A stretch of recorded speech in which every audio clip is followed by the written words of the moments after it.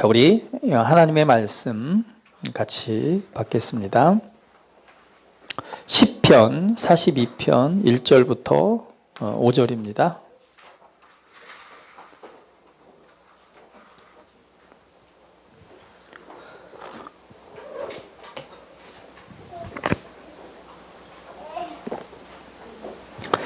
시편 42편 1절부터 5절.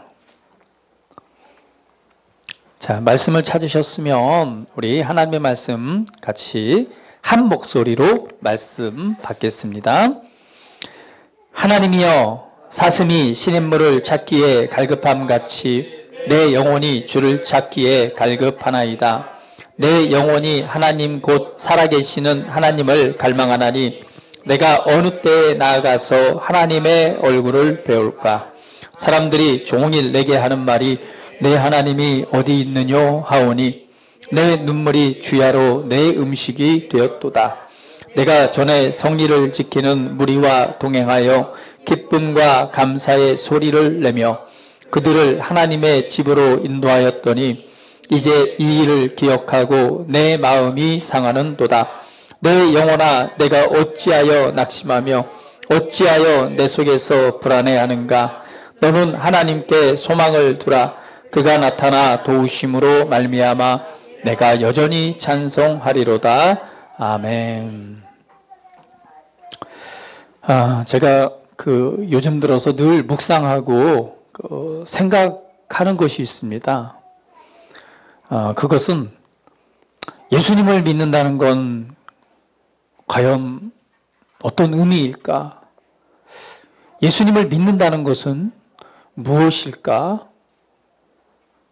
예수님을 믿는다는 것은 우리가 하나의 종교를 선택하는 것이 분명히 아닙니다. 예수님을 믿는다는 것은 세계의 많은 종교들 가운데 하나의 종교를 선택해서 그리고 정해진 시간에 가서 예배 행위를 하고 그리고 물질을 헌금을 드리고 그리고 헌신하고 봉사하는 것, 분명히 이것이 전부는 아닙니다. 그런 것들도 포함되지만 분명히 예수님을 믿는다는 것은 하나님의 놀라운 생명으로 새롭게 태어나 그 생명의 능력 안에서 삶을 살아가는 것입니다. 그래서 예수님을 믿는다는 건, 그 생명 안에서 삶을 살아간다는 건 과연 무엇일까?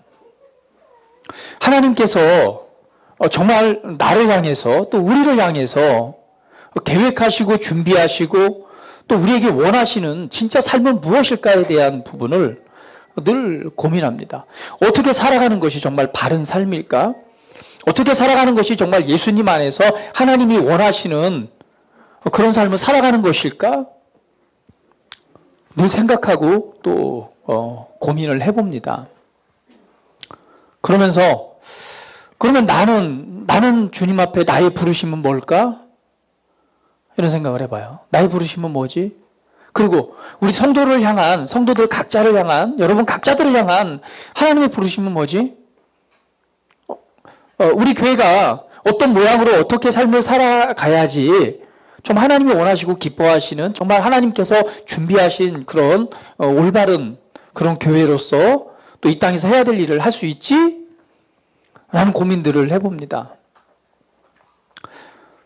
그래서 나는 목회자로 부르심을 받았어. 그럼 내가 해야 될 일은 뭐지? 라고 이렇게 질문을 했어요. 그랬더니 주님께서 특별히 이제 베드로에게 이런 말씀을 하시잖아요. 베드로에게 마지막 부활하셔서 그리고 이제 고기를 잡고 있는 베드로를 찾아오십니다. 그래서 베드로에게 질문을 하죠. 네가 나를 사랑하느냐? 그랬더니 베드로가 대답합니다. 내가 주님을 사랑하는 줄 주께서 아십니다. 그러면 내 양을 치라. 내 양을 먹이라. 이렇게만 내 양을 먹이라. 다시 한 번 더 주님께서 질문하시죠. 네가 나를 다른 사람보다 더 사랑하느냐? 베드로가 또 대답합니다. 주께서 나를 사랑하시는 줄 주께서 아십니다. 그랬더니 내 양을 치라. 그리고 또 묻죠. 주님께서 세 번째로 베드로야, 네가 다른 그 모든 사람들보다 나를 더 사랑하느냐? 네, 내가 주님을 사랑하는 줄 주께서 아십니다. 그랬더니 주님께 다시 한 말씀하시죠. 내 양을 먹이라. 아, 그래. 주님께서는 사랑을 확인하셨고 내가 너를 사랑했어. 내가 사랑하는데 너도 나를 사랑해? 라고 확인을 하신 다음에 그 다음에 내 양을 먹이고 내 양을 돌보고 그게 이제 무슨 말이냐면 이런 의미예요. 내 양들의 목자가 되라라는 의미입니다. 양을 먹이고 돌보고 하는 일이 뭐냐, 목자가 되라. 그래서 생각을 해봤어요. 그러면 나는 그럼 주님께서 맡기신 그 성도들에 대해서 잘 먹이고 있는가? 잘 돌보고 있는가? 정말 이 한 사람 한 사람이 잘 먹고 잘 돌봄을 받아서 정말 하나님께서 원하시는 그 부르심에 합당한 삶을 살아가도록 나는 정말 이들을 인도하고 있는가? 그래서 한 사람 한 사람이 그 부르심을 발견해가고 그것으로 인해서 기뻐하고 또 그것을 통해서 정말 하나님께서 주신 최고의 삶을 지금 살아가고 있는가? 이런 부분들을 고민하고 생각해 보는 시간들을 가졌습니다. 그러면 내가 그렇게 정말 주님께서 내가 목자이듯이 너는 목자의 일을 해라 라고 맡기셨다면 그러면 내가 그 일을 더 잘 하려면 어떻게 해야 되지? 그런데 이런 질문이 이렇게 생각나게 하셨습니다. 너의 하나님은 어디에 있느냐? 오늘 본문에 그 말씀이 나오죠. 내 하나님이 어디 있느냐? 그런데 그 오늘 본문의 내용은 이 내 하나님이 어디 있느냐라고 하는 질문을 이렇게 두 가지로 이렇게 볼 수가 있어요. 오늘 본문에서 나와 있는 내용은 본문의 이 시편 기자가 이제 이 시편 42편에 말씀을 하고 있습니다. 그런데 이 배경을 살펴보면 이 시편 기자가 어떤 사람이었냐면 4절에 보면 이렇게 말합니다. 내가 전에 성의를 지키는 무리와 동행하여 기쁨과 감사의 소리를 내며 그들의 하나님의 집으로 인도하였더니 이제 이 일을 기억하고 내 마음이 상하는도다, 이렇게 말해요. 그러니까 이 사람이 했던 일이 어떤 일이에요? 보니까 성일, 그죠? 하나님의 거룩한 날을 지키고 그리고 지키는 무리와 동행하면서 기쁨과 감사의 소리를, 그 찬양과 경배를 하면서 그 무리들을 어디로 인도했어요? 하나님의 집, 그죠? 성전으로 인도하는 일을 했던 사람이에요. 그렇죠? 그러니까 거룩한 날, 이 성의를 기억하고, 그 절기에서 보면, 세 번은 꼭 사람들이 와서 성전에서 하나님의 앞에 얼굴을 비추라라고 말했잖아요. 사람들이 성전에 올라올 때에 아마 이 사람이 그 무리들을 함께 기쁨과 감사함으로 그 사람들을 인도해서 성전으로 하나님을 경배하고 예배드릴 수 있도록 인도한 일을 했었던 사람인 것 같습니다. 그런데 이제 어려움을 당했어요. 어려움을 당해서 이 말씀을 이렇게 생각해 보면 내가 그 일을 함으로 기뻐했고 그 일을 함으로 정말 너무 행복해했고 또 그 일을 하면서 정말 하나님 전에 올라서 하나님의 얼굴을 뵙고 경배하고 찬양 드렸는데 이제 그 일을 못하는 거예요. 할 수 없는 그런 환경 속에 처했어요. 그렇죠? 그러다 보니까 이 사람이 이렇게, 이 시편 기자가 이렇게 말합니다. 하나님이 사슴을 신인물을 찾기에 갈급함 같이 내 영혼이 주를 찾기에 갈급합니다. 그래서 내 영혼이 하나님과 살아계신 하나님을 갈망하나니 내가 어느 때에 나아가서 하나님의 얼굴을 배울까? 그렇죠? 이제 예수님이 오시기 전에 그죠? 예수님이 오시기 전에 구약에서는 하나님을 만나기 위해서는 어디를 갔어야 됐어요? 그죠? 예, 성전. 하나님이 계시는 곳이 어디였습니까? 바로 성전의 지성소였죠. 그렇기 때문에 하나님을 만나기 위해서는 반드시 성전에 가야 됐어요. 그래서 이 시편 기자가 그렇게 말하는 것입니다. 내가 어느 때에 내가 다시금 그 성전을 출입하여서 하나님의 얼굴을 배울고, 그러니까 그렇게 지금 할 수 없는 그런 환경이나 그런 상황에 처해 있었죠. 그럴 때에 3절에 이렇게 말하죠. 사람들이 종일 내게 하는 말이 내 하나님이 어디 있느냐 하오니. 그러니까 이게 무슨 말이에요? 여기에서 말은 조롱의 말이죠. 그렇죠? 야, 네 하나님이 정말 살아있어?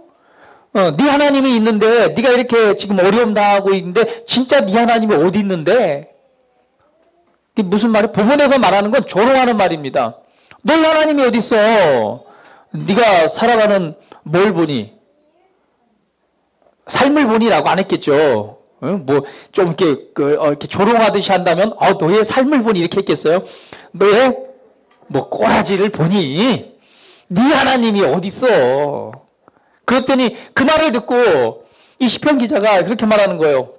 그 말 듣고 얼마나 속이 상하고 얼마나 눈물이 나겠어. 그래서 나의 눈물이 그냥 밤과 낮으로 음식이 되었대요. 근데 얼마나 많은 눈물을 흘렸으면 그것이 음식이 되었을까? 그러니까 여기에서 말하는 이 말은 뭐예요?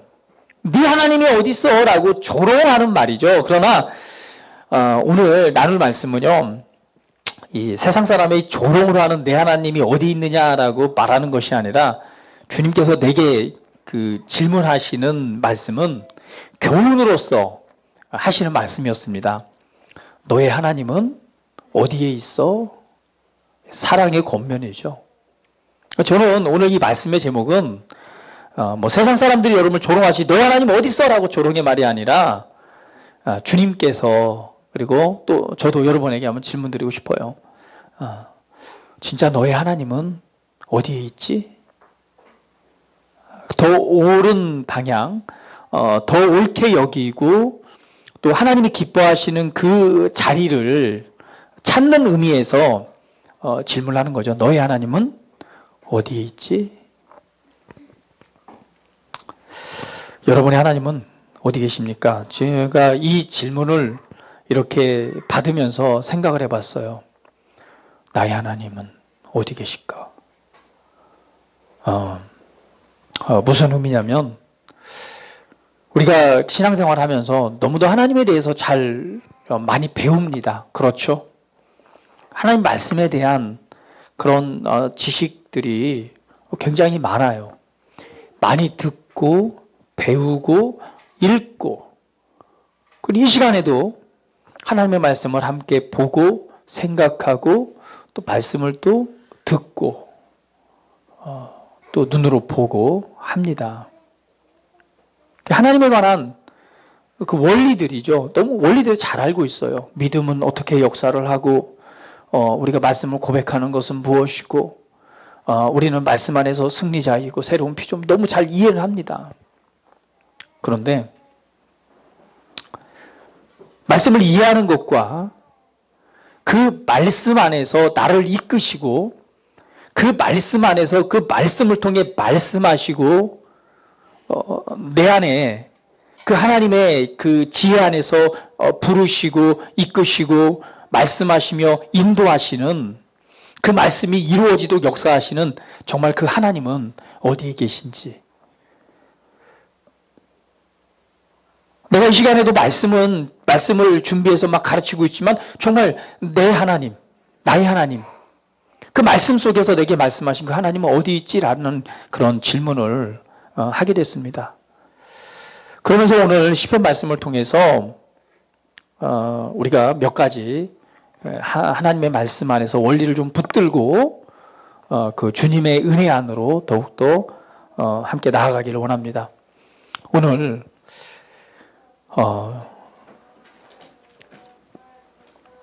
시편 그 42편에 1절에 다 같이 한번 읽어볼게요. 자, 시작. 하나님이여 사슴이 시냇물을 찾기에 갈급함 같이 내 영혼이 주를 찾기에 갈급하나이다. 에레미야서 29장 13절은 이렇게 말합니다.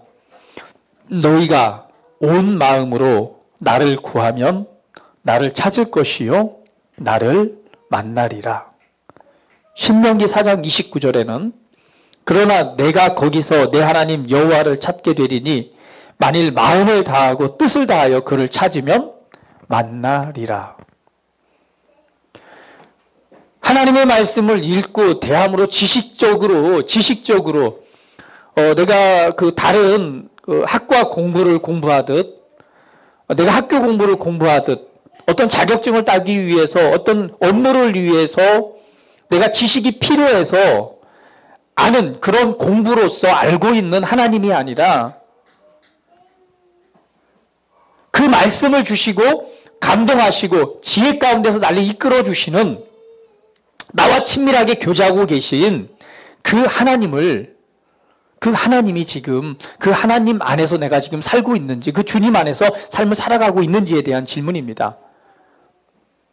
그래서 주님 말합니다. 나를 온 마음으로 나를 구하면 나를 찾을 것이요 나를 만나리라.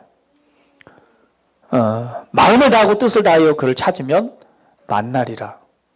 예, 분명히 주님은 내 안에 살고 계십니다. 그렇죠?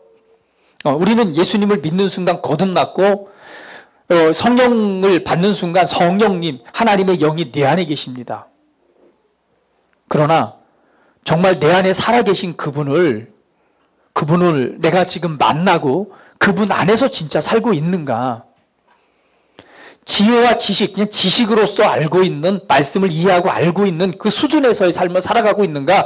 진짜 나의 하나님을 만나고 그분과 그분 안에서 지금 삶을 살아가고 있는가에 대한 질문입니다. 여러분, 하나님을 찾으십시오. 오늘 40편 1절에 이렇게 말하죠. 사심이 시냇물을 찾기에 갈급한 같이 내 영혼이 주를 찾기에 갈급하나이다. 사슴이 시냇물을 찾는다. 그래서요, 그 모든 그 짐승들은 삶을 살아가는 데 있어서 반드시 필요한 게 뭐죠? 물입니다. 물이 없으면 죽어요. 그런데 그래서 이 물가에 갈 때는 항상 위험이 도사리죠. 왜죠? 그렇죠. 물을 먹으러 오는 짐승을 사냥하기 위해서 그 대기하고 있는 짐승들이 있습니다. 그러나 그럼에도 불구하고 물을 먹어야 되니까 위험을 무릅쓰고 그 자리에 가요, 안 가요? 가게 되죠. 그게 목마른 사슴에 대한 비유입니다. 근데 그것처럼 내 영혼이 주를 찾기에 갈급하나이다. 이 갈급하다라고 하는 단어는요, 열망하고 간절히 바라다라는 거예요. 간절히 바라다. 간절히 원하고 간절히 바라다. 오늘 내가 정말 나의 하나님, 그 성경에서 말하고 있고 다른 사람들이 말하는 그 많은 그 하나님에 관해서 우리가 듣고 간증도 듣고 하고 있지만 내 삶에서 내 안에 살아계시고 내가 지금 그분을 얼마만큼 갈망하고 있는가, 간절히 바라고 있는가. 오늘 그 하나님을 다른 사람이 만난 하나님이 아니라 나를 만나주시고 내 안에 역사하신 그 하나님을 만나기에 갈급하시기를 주님의 이름으로 축복을 드립니다. 자, 갈급하다, 간절히 바라다. 간절히 바라다. 여러분, 하나님에 대해서 간절히 바라십니까? 정말 간절히 바라고 있나? 간절히 바라다는 의미를 뭘로 표현해야 좋을까요? 무엇인가를 간절히 바라본 적 있나요? 간절히, 우리 서원이 간절히 바라본 적 있어요? 뭔가를? 간절히 바라다. 정말 간절히 원하고 간절히 바라다. 여러분, 이런 비유가 적당할지는 모르겠지만 상당히 여러분 다 공감이 되실 줄 알아요. 생각나는 비유가 있다면 간절히 바라는 것, 제가 예를 들어 보겠습니다. 어느 날 아침을 시작하면서 평소에 아침을 먹질 않는데 기분 좋게 한번 아침을 먹었어요. 무엇과 함께? 간단한 빵과 함께 시원한 우유를 한 잔 마셨습니다. 그런데 평소 안 먹던 아침을 먹었더니 출근하는 길에 하루 일과를 시작해서 시내를 가고 있는데 갑자기 배에서 부글부글 끓기 시작해요. 신호가 왔습니다.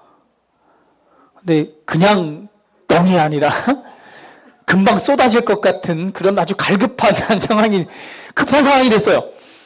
급한 상황이 됐을 때 무엇을 찾죠? 화장실을 찾습니다. 그래서 빌딩에 들어가서 얼른 찾아가서 화장실에 들어갔는데 화장실에 뭐가 있어요? 번호키가 있고 잠겨져 있어요. 그래서 다시금 문이 열려있는 화장실을 찾아서 한 걸음 떼기가 힘들어요. 왜요? 금방 관략근의 힘을 풀면 금방 쏟아질 것 같은 상황인데 그 상황에서 무엇을 찾기 위해서? 화장실. 이런 경험 있으시죠? 없으신가요? 그쵸? 그리고 때로는 고속도로 휴게소에 들어가서 화장실 앞에 섰는데 다 사용하고 있어요. 자, 얼마나 갈급해요. 간절히 원하죠. 왜? 조금만 시간이 지나면 뭐 할 것 같으니까. 실수하고 굉장히 난감한 상황이 발생할 수 있기 때문에 이 비유가 적절한지 모르겠지만 아마 그때만큼 정말 간절한 심정이 없을 거예요. 그렇죠? 저는 그런 경험들을 많이 해봤습니다. 너무너무 간절하죠. 왜? 금방 나올 것 같은데 이거를 힘을 주고 찾아서 헤매야 되니까. 그러니까 간절히 바라다 정말 간절히 원하는 것, 이것이 바로 뭐예요? 갈급함입니다. 그러면 오늘 나는 정말 내가 믿고 있는 하나님, 내 안에 계신 하나님, 그리고 말씀 속에서 여러 가지로 우리가 공부하고 이해하고 알고 있는 그 하나님, 그 나의 하나님, 그냥 우리가 이론적으로 알고 있는 그 하나님이 아니라 그 말씀 안에서 나와 교제하고 내 안에서 나를 도와주시고 역사하시는, 도와주신다라고 하는 그 말의 의미가 아니라 진짜 나를 돕고 계시고 내 안에 감동하시고 생각나게 하시고 이끌어주시고 도와주시고 때로는 교훈과 책망으로 바른 길을 인도하시는 그 하나님이 어디 계시냔 말이에요. 그 하나님에 대해서 간절히 바라시고 간절히 원하십시오.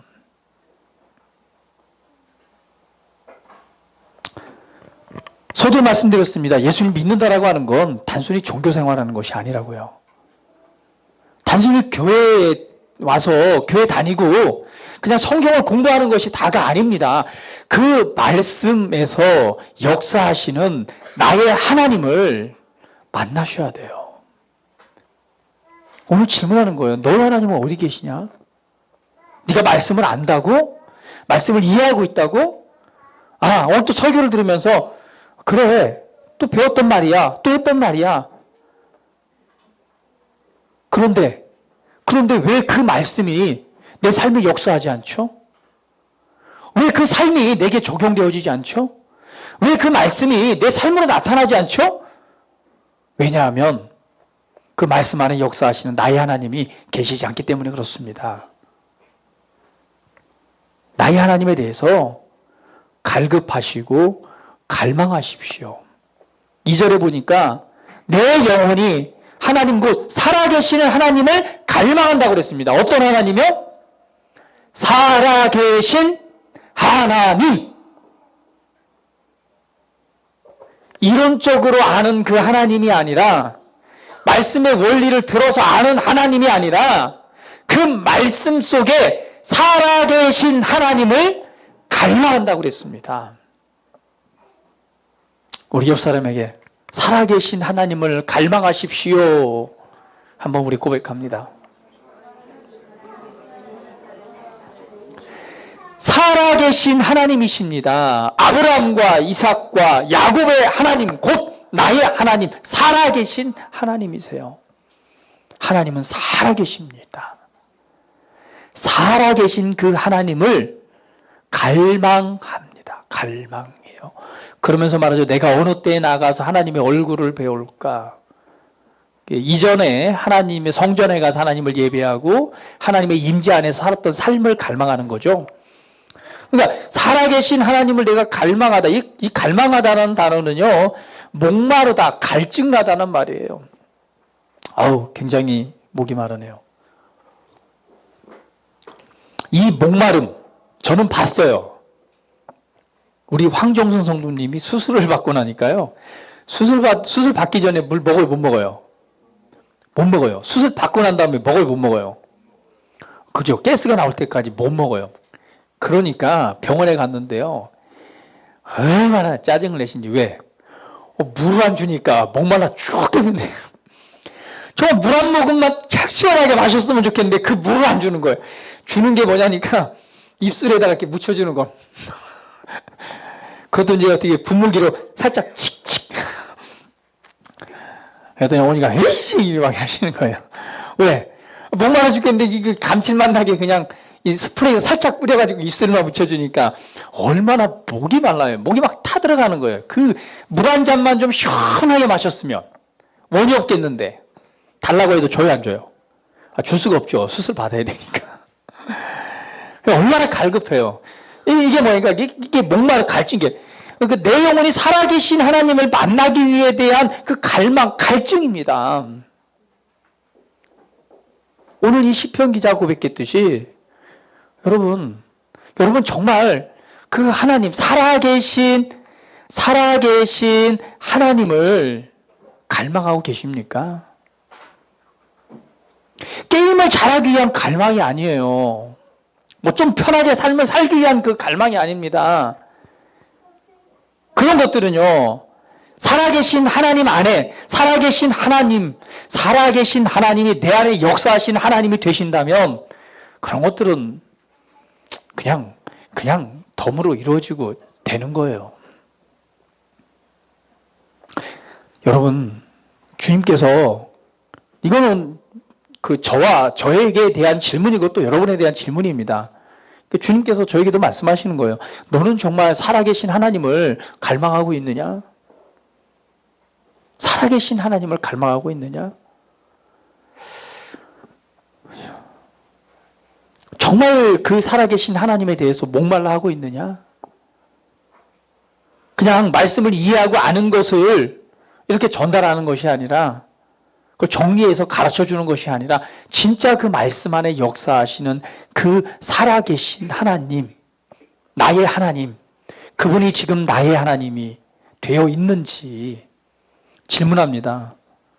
너의 하나님은 어디 계셔? 우리 옆 사람에게 한번 질문해 볼까요? 너의 하나님은 어디 계셔?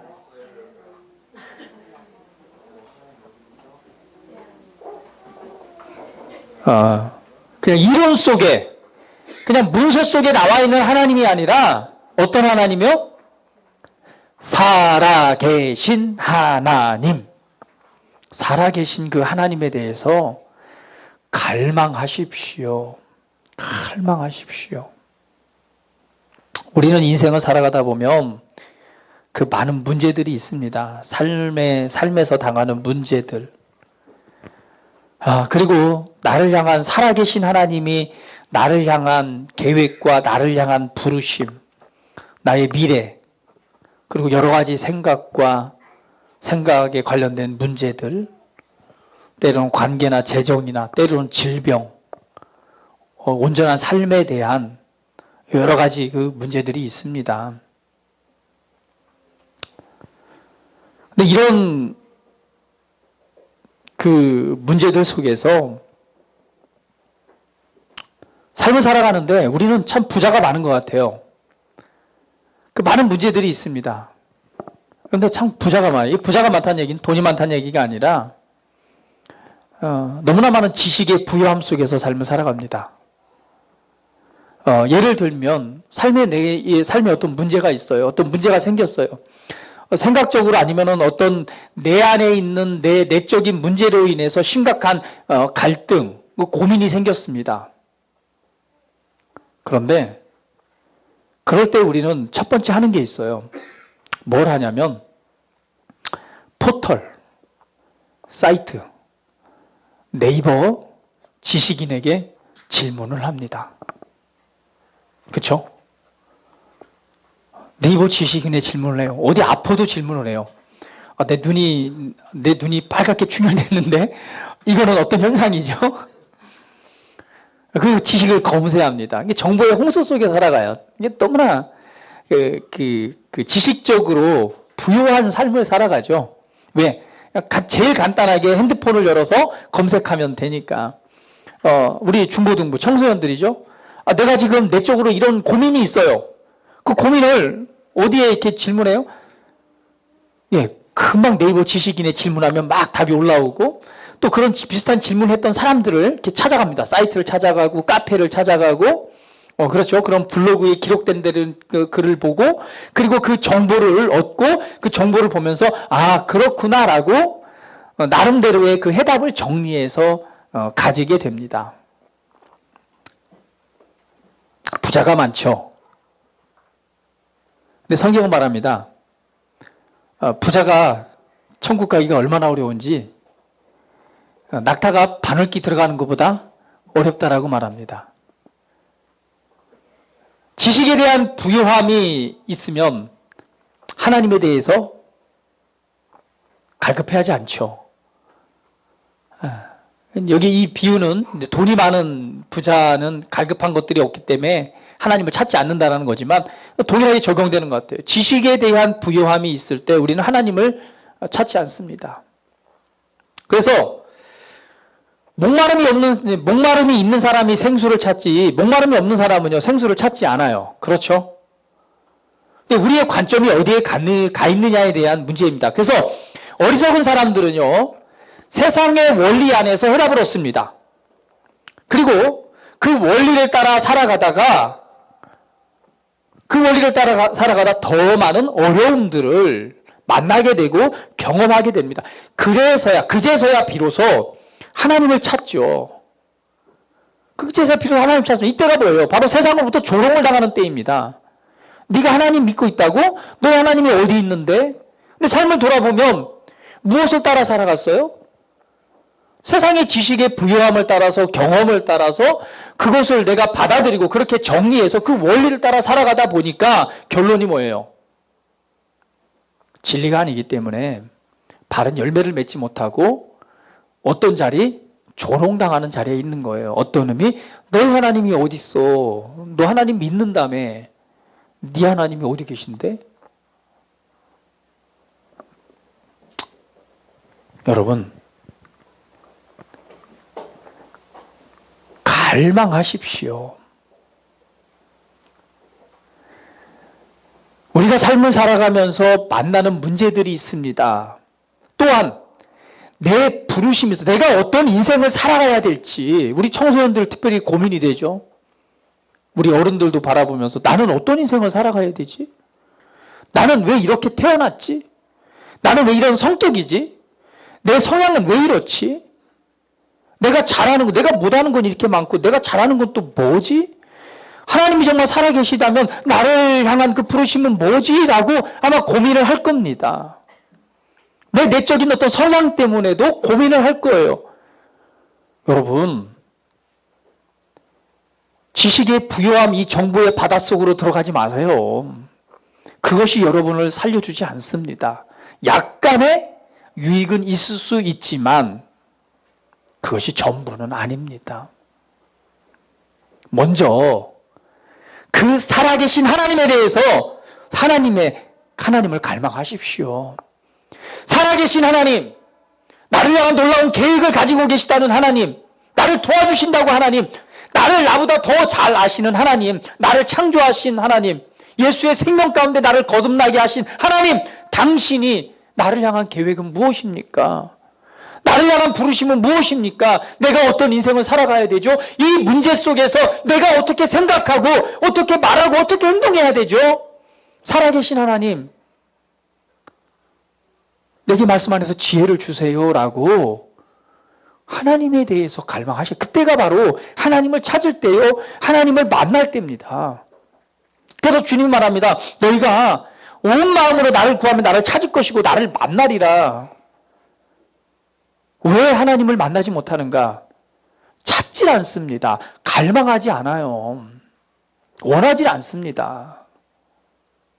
얼마나 정말 여러분을 창조하시고 이 살아계신 하나님이 지금 나를 만나주시기 위해서, 내게 무언가를 말씀해 주시기 위해서, 나를 도와주시고 내 삶을 이끌어 주시기 위해서 얼마나 그 강한 갈망을 가지고 계신지 여러분 아시나요? 무엇보다도 나에 대해서 너무나 잘 알고 계세요. 내가 살아가야 될 삶의 한 걸음 한 걸음에 대해서 너무나 잘 알고 계십니다. 나의 성향, 나의 연약함, 내가 잘하는 것 너무너무 잘 알고 계세요. 그렇기 때문에 도와주길 원하고 만나주길 원하고 말씀하고 계시지만 우리가 관심이 없습니다. 갈급하지 않아요. 갈망하지 않아요. 간절히 바라지 않습니다. 간절히 바라지 않다 보니까 어디에서 세상 속에서 그 해답을 얻으려고 합니다. 네이버 포털을 검색하고 그런 그룹들을 찾아가고 그런 카페 속에 가입해서 정보를 얻고 네, 그것도 약간의 유익은 될 수 있습니다. 그러나 오늘 여러분을 너무도 잘 알고 계시고 여러분의 주가 되신 살아계신 하나님을 갈망하십시오. 여러분 삶에 어떤 문제에 지금 봉착해 있습니까? 재정적인 문제입니까? 관계의 문제입니까? 아니면 내적인 나의 연약함의 문제입니까? 아니면 내적인 성향에 대한 문제입니까? 아니면 나를 향한 계획, 내가 살아가야 될 인생에 대한 갈망입니까? 나의 부르심에 대한 갈망입니까? 아니면 더 좋은 삶, 정말 승리하고 성공하는 삶에 대한 갈망입니까? 어떤 문제가 있든 먼저 나의 주가 되시고 생명이 되시고 힘과 능력이 되신 하나님을 갈망하시고 그 하나님을 찾으십시오. 그 하나님을 찾으십시오. 그 하나님께서 그의 말씀 안에서 지혜를 얻게 하실 줄 믿습니다. 오늘 그 말씀의 실제 또 아침에 나눌 때 있죠. 그 말씀의 원리 안에서 그 살아계신 하나님이 내게 지혜를 주실 것입니다. 지혜를 주실 것입니다. 할렐루야.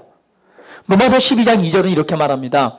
너희는 이 세대를 본받지 말고 오직 마음을 새롭게 함으로 변화를 받아 아버지의 선하시고 기뻐하시고 온전하신 뜻이 무엇인지 분별하도록 하라. 성경은 말합니다. 제발 이 세대를 본받지 말라. 얼마나 지금 혼탁한 시대에 살고 있는지 모릅니다. 과거에는요, 전쟁이라든지 육체적으로 몸으로 힘든 그런 혼탁한 시대에 살았다라면, 우리나라가 그 6.25 전쟁도 겪고, 일제 치하의 삶을 살았죠. 그리고 6.25 전쟁도 겪었죠. 정말 먹고 살기 힘든 그 세대 속에서 산업화를 이루고 지금 현재까지 이르렀습니다. 어떻게 보면은 너무나 풍요롭고 좋은 세상에 살고 있습니다. 그러나 사상적으로 그리고 생각이나 그런 모든 가치 기준에서는요, 너무나도 또 혼란스러운 세대를 살고 있습니다. 앞으로 이 세대가 어떤 방향으로 어떤 모습으로 우리가 다가올 미래에 서게 될지 너무나 걱정이 앞섭니다. 걱정이 앞서요. 변화되는 세대 속에서 주님은 말씀합니다. 너희는 이 세대를 본받지 말라. 이 세대를 모방하지 말라는 거예요. 모방하지 말라.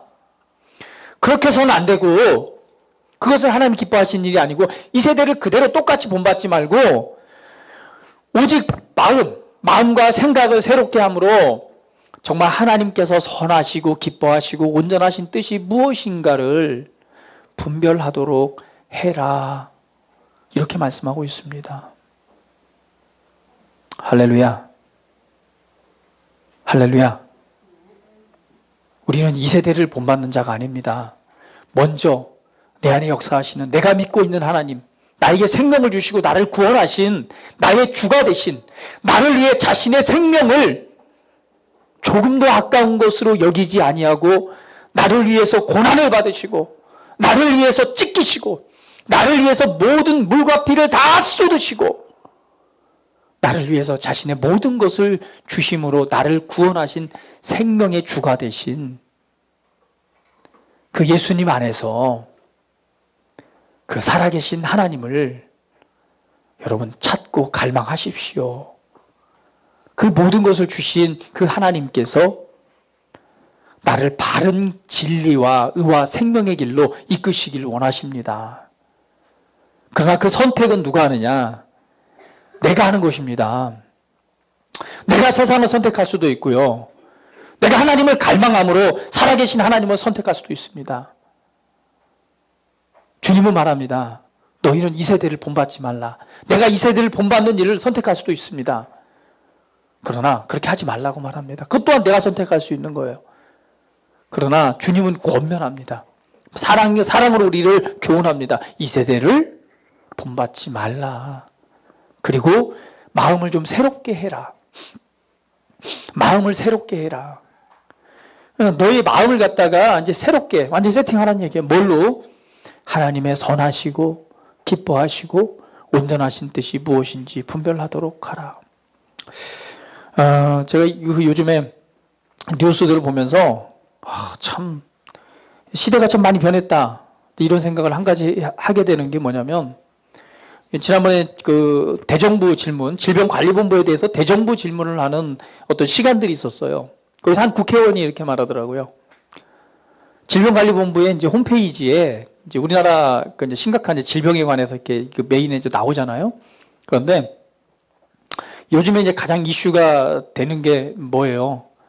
이슈가 되고 있는 부분이 인권, 차별금지법, 그걸 통해서 이제 동성애법 합법화에 대한 부분을 굉장히 전략적으로 많이 추진을 좀 하고 있습니다. 그런데 이 직원이 이렇게 질문을 이렇게 합니다.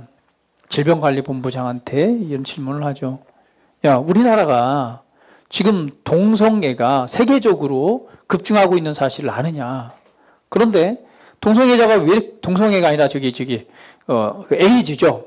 에이즈 환자가 우리나라만 이렇게 대폭 증가하고 있는 것을 아느냐. 그런데 그 증가율에서 보면 누가 가장 많냐니까 10대, 그러니까 청소년들이 가장 많은 비율을 차지하는데요. 그러면서 동성애의 직접적인 원인이 뭐냐. 이게 이제 분별해놨어요. 그 중에서 여성들이 뭐 한 15% 된다면 나머지는 다 남성들에 의해서 남성들이 이렇게 많이 늘어납니다. 그런데 이것 또한 뭐 익명으로 이렇게 검사 받은 사람이지 사실은 표가 안 나는 거죠. 왜냐하면 이게 뭐 에이즈라고 하는 질병이 후천성 면역 결핍증이잖아요. 잠복기가 7, 8년을 거쳐서 나타나게 됩니다. 그래서 현재 잠정적으로 보면은 몇 명 인원이 되는지 몰라요. 그런데 그 남성들 중심으로 이렇게 기하급수적으로 일어납니다. 그런데 그 홈페이지에 보면은 이게 뭐 죽을 병은 아니다. 이게 한번 좀 좋게 표현을 해놨어요. 이 병은 치료가 아니라 잘만 관리를 하면 유지할 수 있고. 그래서 국회의원 질문하는 거예요. 왜 거기에 이 에이즈가 심각한 질병, 이 죽을 병이라는 거, 치료약이 없다는 말을 써놓지 않았느냐. 그리고 이 질병이 한 달에 1,000만 원씩 들어가잖아요. 그거 다 국가에서 지원해주고 있습니다. 그런데 이 병에 한번 걸리면 불치병이라는 얘기를 왜 정확하게 말하지 않느냐. 그리고 왜 질병, 그러니까 에이즈 파급되는 것이 남성 간의 성관계, 동성애를 통해서 확산되는 걸 왜 거기에 써놓지 않았느냐. 미국 같은 경우에 동성애가 합법화된 그런 나라에서도요, 정확하게 문구를 적어 놓습니다. 이 에이즈가 발생되는 그 원인, 가장 주요한 부분은 남성 간의 동성애를 통해서 발생된다. 그러니까 조심해라고 써 있단 말이에요. 우리나라에서는 써놓지 않는 거예요. 그거에서 막 질문하는데 이 사람들이요, 대답을 안 해요. 고치질 않습니다. 홈페이지 고치지 않고요. 무엇 때문에? 지금 시대의 흐름, 우리나라에서 반영하는 인권이나 기타 이런 모든 것에 의해서요, 그렇게 확실하게 써놓지 않습니다. 그 국회의원이 질문하는데도 말하지 않더라고요. 돌려 말합니다. 그걸 듣고 있던 사람들이 막 노발대발하죠. 이 세대가 그렇습니다. 이 세대가 그래요. 오늘 이 세상은요, 이 세대는요, 지속적으로 변해갑니다. 그런데 하나님의 뜻에 합당한 것보다는 그렇지 못한 성향 쪽과 사상과 생각과 구조들이 너무너무 변해가고 있어요. 그래서 주님 말합니다. 이 세대를 본받지 말라. 우리는 뭘 해야 돼요? 하나님의 뜻이 무엇인가를 분별해야 됩니다. 오늘 어떤 내가 문제나 상황 속에 있던, 그리고 내가 살아가야 될 나의 꿈, 성훈이, 내가 앞으로 어른이 돼서 살아가야 될 미래, 나의 부르심, 우리가 이런 부분들에 대해서 우리 청소년들 고민할 때 살아계신 하나님을 갈망하십시오. 우리 옆 사람에게 합니다. 살아계신 하나님을 갈망하십시오. 예, 살아계신 하나님을 갈망하십시오. 그 하나님 안에 해답이 있습니다. 자, 세상에서 가장 불쌍한 사람이 어떤 사람인 줄 아세요? 세상에서 가장 불쌍한 사람이요, 말씀의 지식은 부유하지만 하나님 없는 사람이 제일 불쌍한 사람이에요. 말씀은 배우고 들어서 이론적으로 너무 잘 알고 있습니다. 그러나 그 안에 살아계신 하나님이 없어요. 그 사람이 제일 불쌍한 사람이에요. 다른 말로 표현하면 하나님의 말씀이 내 삶에 적용이 되어지질 않습니다. 적용이 되어지지 않아요. 예전에 이런 영상을 본 적이 있습니다. 여러분 자전거 다 탈 줄 아시죠? 자전거가 안 넘어지려면 어떻게 해야 돼요? 그 페달을 밟으면서 안 넘어지려면 어떻게, 넘어지려고 하면 어떻게, 핸들을 어느 쪽으로 틀어야지 넘어지지 않습니까? 넘어지려고 하는 쪽으로 틀어야죠. 맞나요? 자, 넘어지려고 하는 쪽으로 틀어야죠. 맞죠?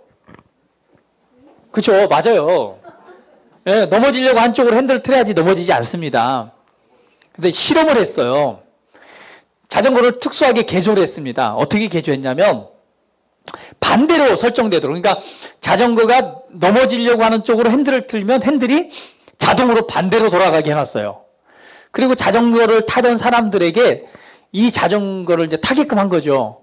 자, 그런데 이 사람들이 탈 수 있었을까 없었을까요? 이론적으로 설명을 했어요. 이 자전거는 특수한 자전거다. 당신이 넘어지려고 하는 쪽으로 핸들을 틀면은 안 되고, 이건 반대로 바퀴가 움직이기 때문에 넘어지려고 하는 쪽에 반대 방향으로 핸들을 틀어야지만이 넘어지지 않는다라고 가르쳤어요. 그때 사람들이 그래 알겠습니다, 이해했어요. 그러고 나서 자전거를 탔어요. 자, 탈 수 있었을까요 없었을까요? 이론으로는 충분히 알고 이해하고 원리에 대해서는 이해했지만 탈 수 없었어요.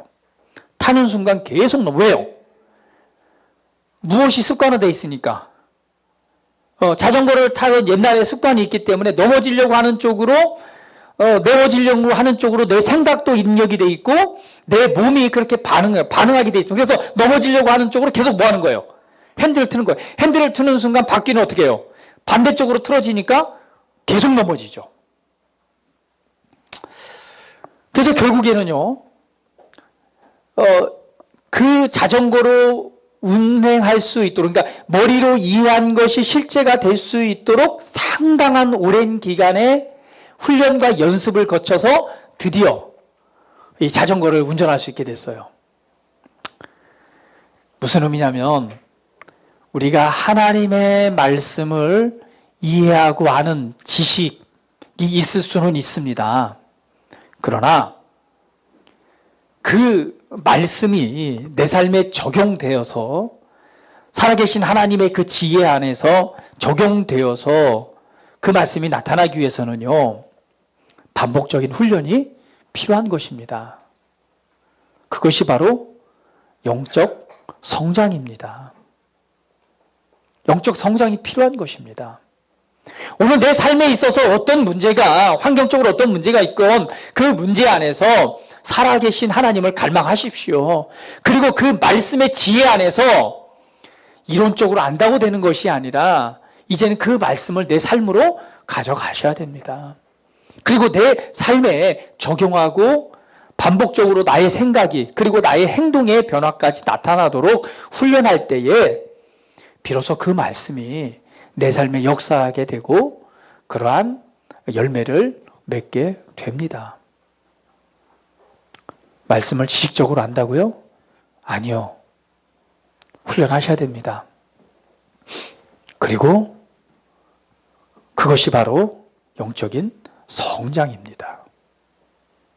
오늘 살아계신 하나님은 그 말씀의 지혜 안에서, 말씀 안에서 우리에게 지혜를 주시고 그러한 바른 삶을 살아가도록 권면하고 계시고 이끌어 주시고 도와주고 계십니다. 오늘 그 살아계신 하나님을 갈망하십시오. 주님은 무엇보다도 여러분과 여러분 각자와 너무나도 친밀한 교제 가운데 있기를 원하십니다. 친밀한 교제 가운데 있기를 원하세요. 친밀하길 원하십니다. 그분의 말씀 안에서 그분을 갈망하심으로 말미암아 그분 안으로 더욱 깊이 들어가시는 여러분 되시기를 주님의 이름으로 축복을 드립니다. 그래서 너희 하나님이 어디 있어? 라고 말할 때 나의 하나님은 바로 내 안에, 내 속에, 내 삶에, 내 생각에, 내 마음에, 내 행동에, 지혜 안에서, 말씀 안에서 역사하고 계셔 라고 그 살아계신 하나님을 말하고 그 살아계신 하나님 은혜 안에서 그분과 동행함으로 하나님의 말씀들이 여러분 삶에 이루어지고 여러분의 각자를 향한 부르심, 어떤 문제가 됐건 그것을 극복하고 해결하고 바른 진리 안에서 이 세상을 본받는 것이 아니라 세상이 아닌 하나님의 말씀 안에서 진리 안에서 여러분의 삶이 계속 전진해가는 여러분의 정말 아름답고 축복된 삶이 되시기를 주님의 이름으로 축복을 드립니다. 이 시간 다 같이 한번 고백하며 기도드리겠습니다. 주님이 우리 각자에게 질문합니다. 너희 하나님은 어디에 계셔? 오늘 나는 정말 주님을 찾기에 정말로 갈망하고 있는지, 내 영혼이 살아계신 하나님을 갈망하고 있는지, 지식으로만 그 말씀을 이해하고 하는 수준이 아니라 정말 그 말씀 안에서 지혜 안에서 역사하고 계신 그 살아계신 하나님이 나의 하나님이 되어 있는지 우리 시간 말씀을 한번 고백하고 묵상하면서 우리 결단합니다. 내가 하나님을 더욱 갈망합니다. 내가 세례를 본받는 것이 아니라 말씀 안에서 해답을 얻고 그 말씀 안에서 내게 지혜 주시는 그 하나님을 더욱 갈망함으로 주님과 동행하겠습니다. 우리 함께 한번 고백하면서 그럼 결단하는 시간을 갖도록 하겠습니다. 다 같이 기도합니다.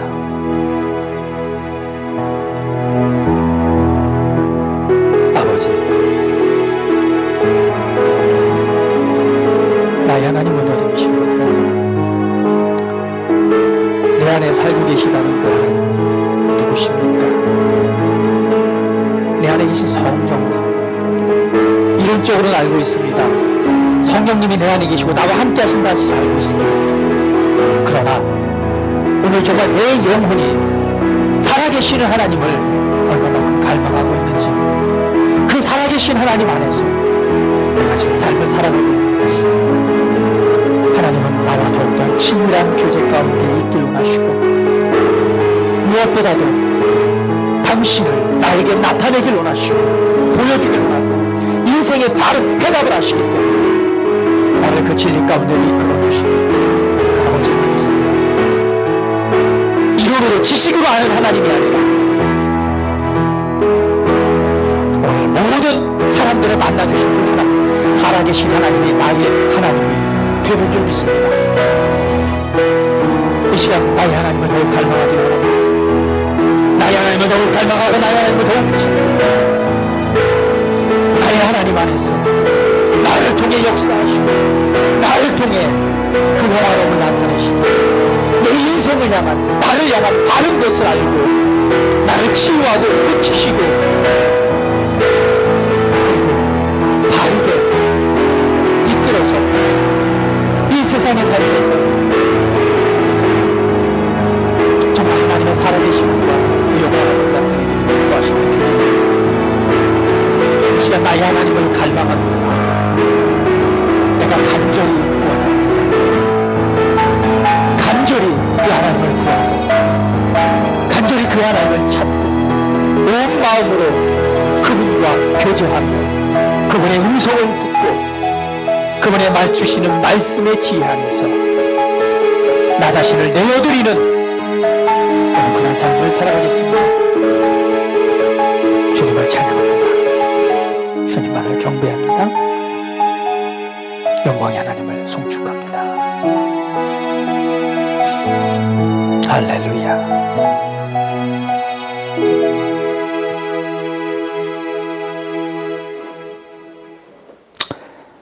알고 있습니다. 내 안에 주님이 살고 계신 걸 알고 있습니다. 내 안에 생명이 있는 것을 알고 있습니다. 내 안에 성령님이 내 안에 계셔서 나를 도와주시고 나를 진리 가운데로 인도하신다는 사실을.